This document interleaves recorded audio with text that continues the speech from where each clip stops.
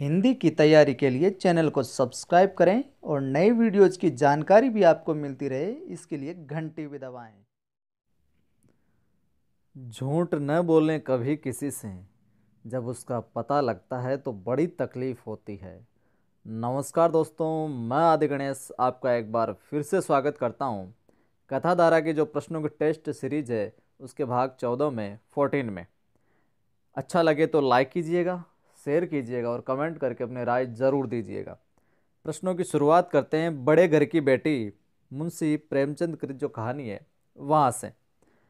प्रेमचंद उर्दू में किस नाम से रचना करते थे, लिखते थे? तो नवाब राय के नाम से लिखते थे। वहीं आगे हम बात करेंगे प्रेमचंद की पहली हिंदी कहानी कब वह किस नाम से प्रकाशित हुई थी। तो हिंदी कहानी में 1916 में पंच परमेश्वर नाम से प्रकाशित हुई थी।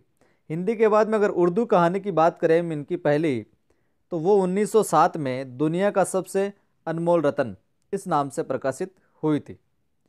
प्रेमचंद के उर्दू कहानी संग्रह जो अंग्रेज सरकार द्वारा जब्त कर लिए गए थे वो थे सोजे वतन व समर यात्रा। यहाँ पे ए लिख गया है, मिसटाइप हो गया, सोजे वतन व समर यात्रा।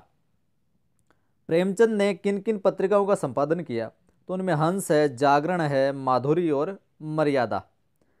अगर इनके उपन्यासों की बात करें प्रमुख उपन्यास, तो उनमें सेवा सदन, प्रेमाश्रम, निर्मला, रंगभूमि, कर्मभूमि, गबन, गोदान, कायाकल्प, प्रतिज्ञा, वरदान, मंगलसूत्र आदि। अगर हिंदी में जागरण और निर्माण की कहानी लिखने वालों का अगर नाम आता है प्रथम रूप में, तो मुंशी प्रेमचंद का आता है। मुंशी प्रेमचंद ही प्रथम ऐसे कथाकार हैं जो हिंदी में जागरण व निर्माण की कहानियाँ लिखे सबसे पहले। आगे देखते हैं प्रेमचंद के किस पत्रिका को, प्रेमचंद की वह कौन सी पत्रिका थी जिसको अंग्रेज सरकार ने बंद करने के लिए इनको बाध्य किया था? तो हंस जो पत्रिका थी इसको बंद करने के लिए अंग्रेज सरकार ने बाध्य किया था। प्रेमचंद की जो लगभग 300 कहानियां हैं वो किस संग्रह में संकलित की गई है? तो मानसरोवर के 8 भागों में इनका संकलन मिलता है। प्रेमचंद के अगर प्रमुख कहानी संग्रह की हम बात करें तो उसमें पंच परमेश्वर, सप्त सरोज, प्रेम द्वादशी, प्रेम चतुर्थी, प्रेम पच्चीसी और सप्त सुमन, ये इनकी कहानी संग्रह है। अब पाठ के विषय में आते हैं। बेनी माधव सिंह किस गांव के जमींदार और नंबरदार थे? गौरीपुर गांव के। बड़े घर की बेटी कहानी की नायिका कौन है? तो यहाँ पर आनंदी है जो नायिका है। लाल बिहारी सिंह कौन है? तो देखो यहाँ से 3 प्रश्न बनेंगे। लाल बिहारी सिंह कौन है? श्रीकंठ का छोटा भाई। अब यार ऐसे भी पूछा जा सकता है लाल बिहारी का बड़े भाई का क्या नाम है? तो श्रीकंठ। तो लाल बिहारी कौन? श्रीकंठ का छोटा भाई है और ठाकुर बेनी माधव का छोटा बेटा। ऐसे भी पूछा जा सकता है कि ठाकुर बेनी माधव के बड़े बेटे का क्या नाम है? तो वो हो जाएगा श्रीकंठ। इस तरीके से प्रश्न बन सकते हैं। आनंदी के पिता का क्या नाम है?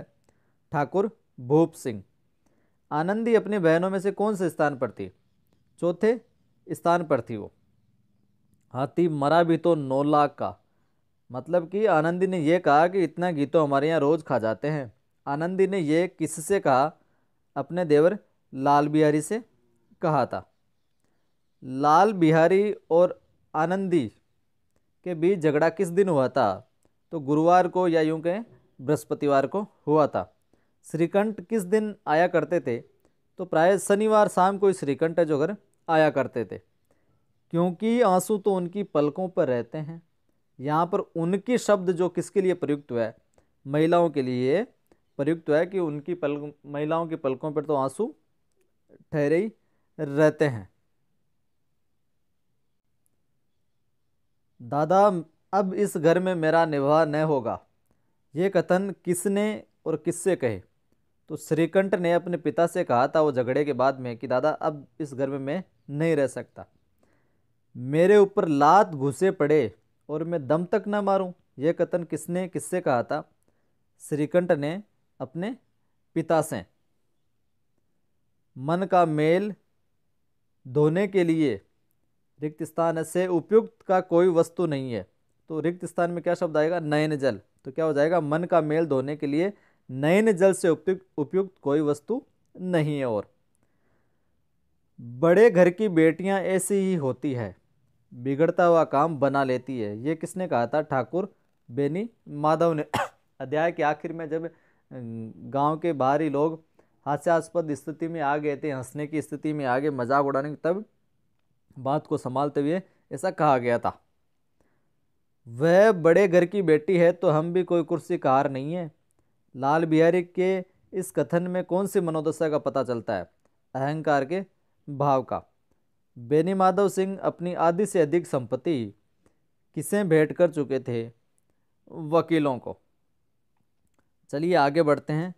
अगला जो अध्याय है, खेल कहानी जैनेन्द्र कुमार कृत, उसमें जैनेन्द्र की कहानियों के केंद्र में है। तो उनकी कहानियों के केंद्र में व्यक्ति सत्य के साथ अहम का विसर्जन देखने को मिलता है। जैनेन्द्र की प्रमुख कहानियों की बात करें तो खेल, एक कैदी, पाजेब, अपना अपना भाग्य, नीलम देश की राजकन्या। प्रकृति इन निर्दोष परमात्मा खंडों को निस्तब्ध और निर्निमेष निहार रही थी। यहाँ निर्दोष परमात्मा खंड किसे कहा गया है? सुरबाला और मनोहर दोनों को। सुरबाला और मनोहर की आयु कितनी है? सुरबाला की 7 वर्ष और मनोहर की 9 वर्ष। सुर 7 मन 9, सुर 7 मन 9 इस तरीके देख सकते। सुरबाला ने अपने भाड़ के ऊपर लकड़ी की जो सींग टेढ़ी करके लगाई थी, वो क्यों लगाई थी? तो भाड़ का धुआं बाहर निकालने के लिए। ब्रह्मांड की महत्वपूर्ण संपदा और विश्व की सबसे सुंदर वस्तु तैयार हो गई है। उपयुक्त वाक्य में संसार की सबसे सुंदर वस्तु किसे कहा गया है? सुरबाला द्वारा जो बनाए गए मिट्टी के घर के लिए। सूरी ओ सूर्या, मैं मनोहर हूँ मनोहर, मुझे मारते नहीं। मनोहर के इस कथन से क्या भाव प्रकट होता है? खेद व ग्लानि का, जब उसने वो उसका भाड़ जो तोड़ दिया था, बनाया घर तोड़ दिया था। खेल कहानी के प्रमुख पात्र की बात करें तो मनोहर और सुरबाला ही हैं। खेल कहानी में मनोहर को क्या क्या कहा गया? तो दंगई, निर्बुद्धि, हट्टी, उज्जड़, सठ आदि कहा गया है। सुरबाला ने अपना पांव भाड़ के नीचे से किस प्रकार हटाया? तो जिस प्रकार माँ सावधानी से स्वयं को हटाकर अपने बच्चे को सुलाती है, उसी प्रकार से उसने अपना पांव बाढ़ के नीचे से हटाया था। लाल लाल मुंह से गुलाबी गुलाबी हंसी, कौन हंस रहा था? कौन हंस रहा था? सूरज हंस रहा था। लाल लाल मुंह से गुलाबी गुलाबी हंसी, ये पंक्तियां। ये एक प्रश्न देखो यहाँ से भी बन सकता है, जैसे कि यहाँ पर है कि प्रकृति निर्दोष परमात्मा खंडों को निस्तब्ध और निर्निमेष निहार रही थी। तो ऐसे बन सकता है सुरबाला और मनोहर को निर्निमेष और स्तब्ध भाव से कौन निहार रही थी? तो प्रकृति निहार रही थी। इस तरीके से प्रश्न बन सकता है। तो शुक्रिया दोस्तों, ये थे इस कक्षा में कुछ विशेष प्रश्न। फिर से निवेदन, अच्छा लगे तो लाइक कीजिएगा, शेयर कीजिएगा और कमेंट कीजिएगा।